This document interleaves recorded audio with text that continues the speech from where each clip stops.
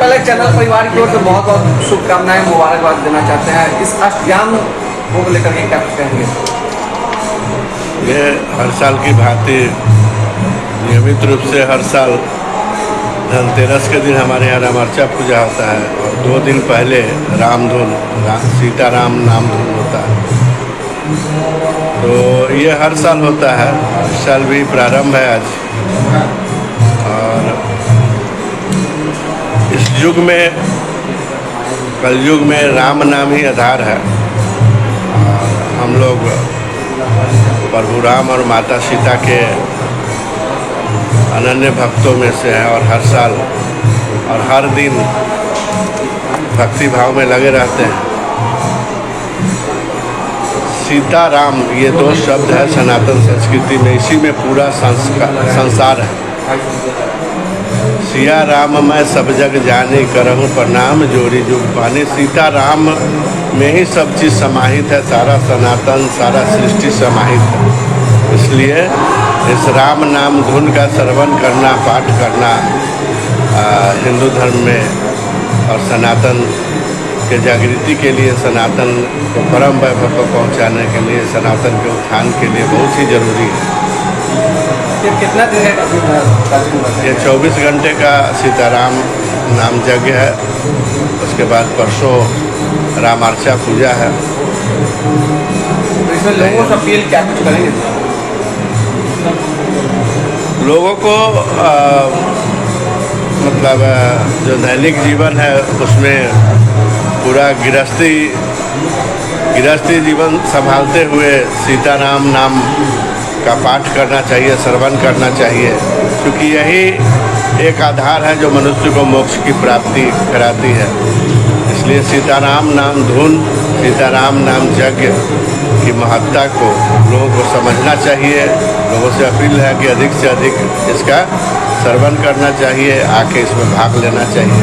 सनातन की बात की है, केंद्रीय मंत्री गिरिराज सिंह जो है हिंदू स्वाभिमान यात्रा पर निकले हुए हैं। ऐसे में कई तरह की बातें देखिए ये बहुत ही एक आवश्यक यात्रा, महत्वपूर्ण यात्रा थी और निश्चित रूप से आज समय आ गया है कि हिंदू धर्म में जो लोग हैं उनको जाति पाति में नहीं बंटना चाहिए। एकजुट है तो मजबूत है, एक है तो नेक है और बटेंगे तो कटेंगे। इस नारा के साथ सभी लोगों को जात पात भूल के एकजुट होने का समय आ गया। अगर एकजुट नहीं होंगे तो निश्चित रूप से सनातन का विनाश होगा। तो इस सनातन संस्कृति को बचाने के लिए, इस सनातन संस्कृति का फिर से पूरे विश्व पर आधिपत्य स्थापित करने के लिए हिंदुओं का एकजुट होना जरूरी है। और एकजुट इस मायने में कि हम एकजुट होकर किसी धर्म का नुकसान नहीं पहुंचाते हैं। एकजुट इस मायने में है कि सनातन की रक्षा के लिए, क्योंकि आप देखिएगा कि जहां हमारे हिंदू अल्पसंख्यक हैं वहां हिंदुओं पर अत्याचार हो रहा है। जहां हमारे हिंदू बहुसंख्यक हैं, हम लोग किसी धर्म पर, हिंदू धर्म वसुधैव कुटुंबकम, सबका साथ, सबके विकास के साथ, सबके सम्मान के साथ चलने वाला धर्म है। इसलिए हम लोग किसी का नुकसान नहीं पहुंचाते, लेकिन हम लोग जहाँ संख्या को वहाँ हम लोगों को प्रताड़ित किया जा रहा है। आप कई जगह देख लीजिए, बिहार में कई जगह देख लीजिए, बिहार से लेके बांग्लादेश तक, विदेशों तक, जहाँ भी हमारे हिंदू अल्पसंख्यक उन पर अत्याचार हो रहा है। आपको तो यहाँ पर कि बिहार में वाकई में जो है हिंदू खतरे में?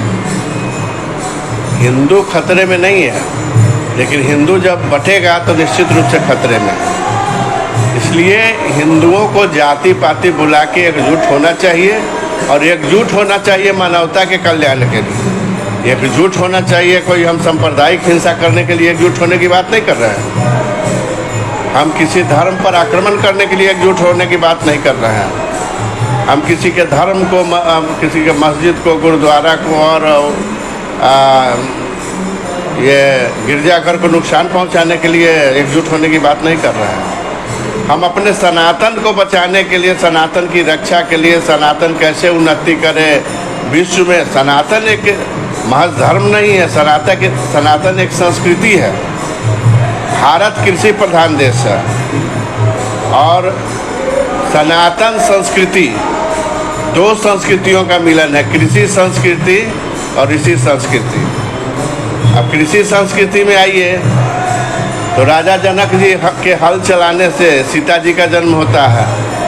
ऋषि संस्कृति में आइए, ऋषियों के यज्ञ प्रसाद से भगवान राम का जन्म होता है।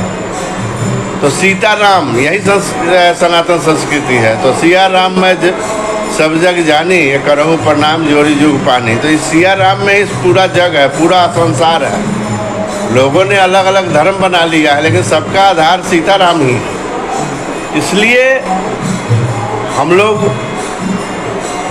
मतलब सब धर्म का सम्मान करते हुए हिंदुओं से एकजुट होने की बात इसलिए कहते हैं कि एकजुट होकर इस सनातन संस्कृति, जो भारत का गौरवशाली इतिहास रहा है, भारत का वैभव रहा है, भारत माता की जय होती आ रही है।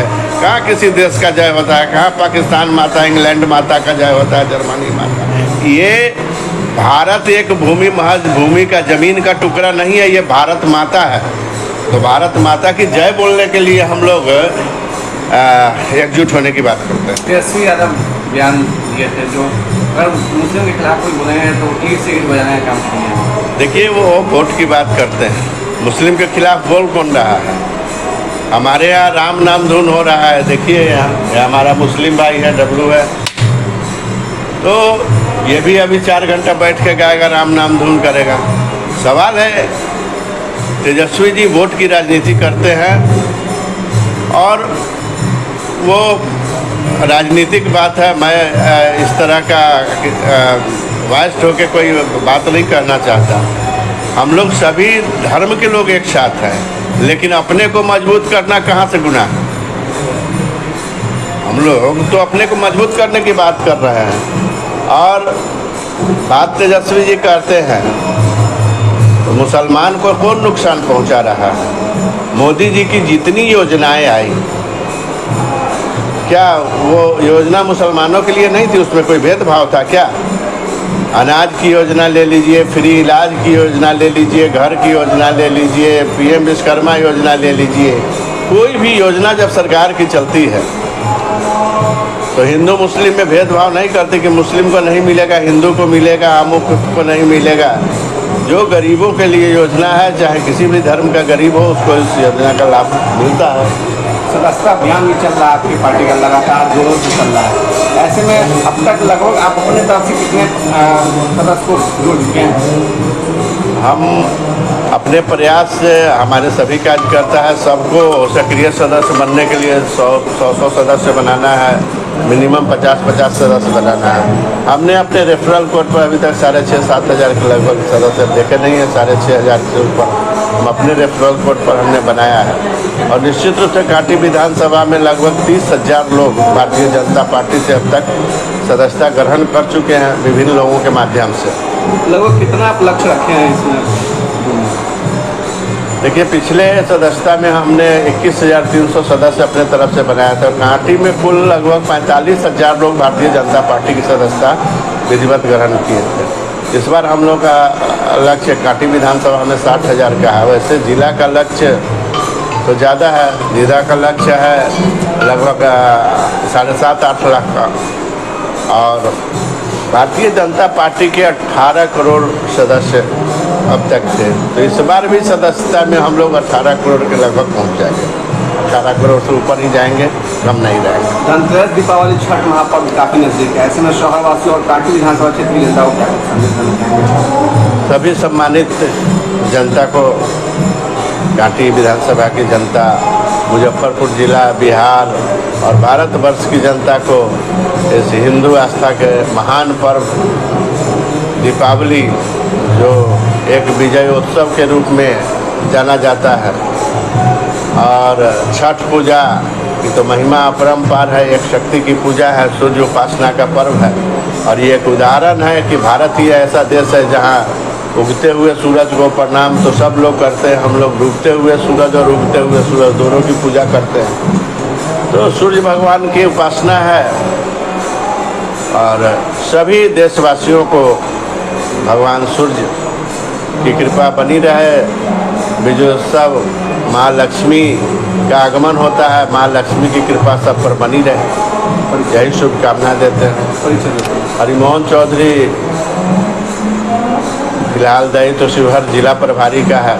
कांटी विधानसभा में हम BL1 हैं और संयोजक हैं।